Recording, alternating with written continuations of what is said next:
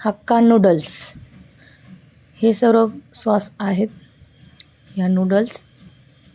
त्यानंतर कोबी, गाजर, मिरची, लसूण, अद्रक, शिमला मिरची, टोमॅटो, कांदा, कोबी, कोथिंबीर.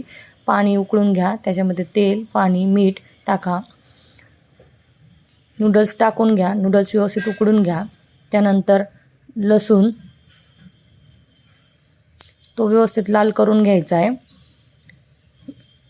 त्यानंतर हिरवी मिरची ती पण व्यवस्थित परतून घ्यायची आहे. त्यानंतर कांदा तो पण व्यवस्थित लालसर रंगात परतून घ्यायचा आहे. त्यानंतर सर्व प्रकारच्या ज्या भाज्या दाखवल्या आहेत त्या व्यवस्थित टाकून घ्यायच्या त्याच्यामध्ये. त्या पण छान अशा वाफळून घ्यायच्या आहेत. त्यानंतर दाखवलेले सगळे सॉस तुमच्या आवडीनुसार तुमच्या आवडीप्रमाणे त्यामध्ये टाकून घ्यायचे.